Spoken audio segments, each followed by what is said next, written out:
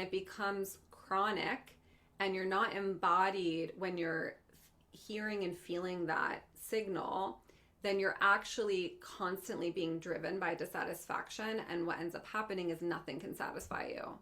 So I had this experience myself.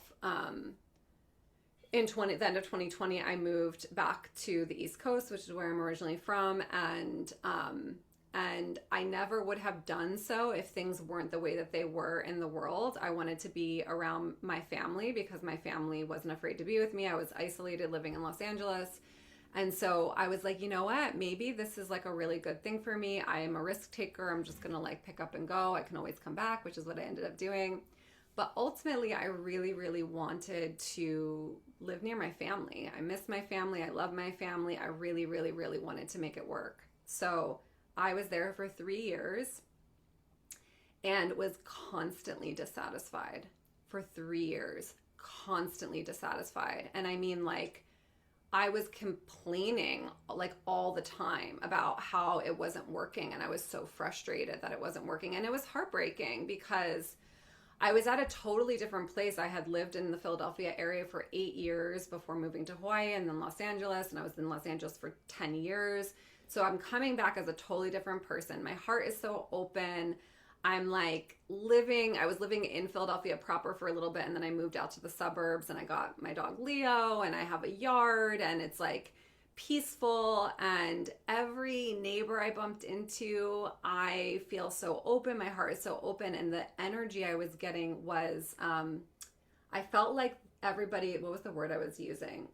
Was it repulsed? I feel like maybe it was repulsed, but like, I felt yeah, everybody was just kind of like, it was like a no. It felt like they were a no to me. Everybody, there was no entryways in.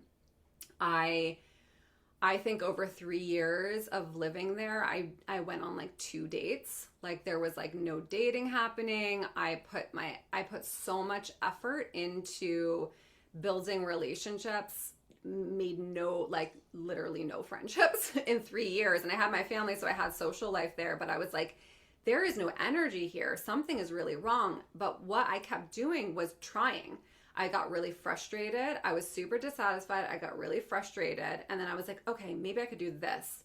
And all of it was like operating from my mind in this sort of desperate way to try to meet what I was imagining I could create for my life.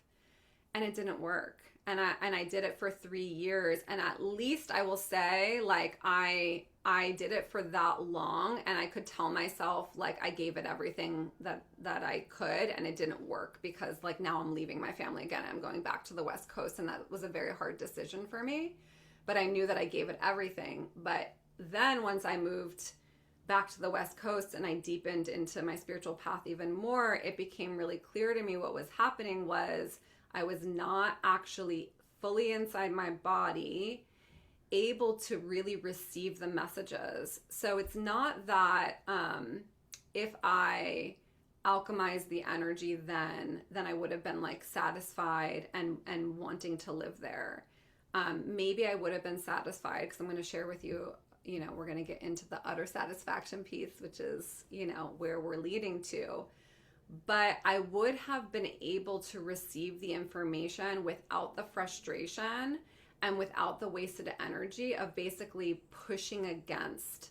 Like I was pushing against my life and resisting what was and continuing to try to manipulate the external reality to make it be something that would satisfy me when it just wasn't aligned, actually. It just wasn't deeply aligned.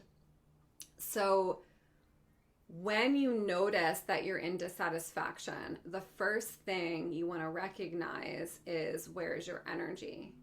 Is your energy entangled in the experience outside of yourself?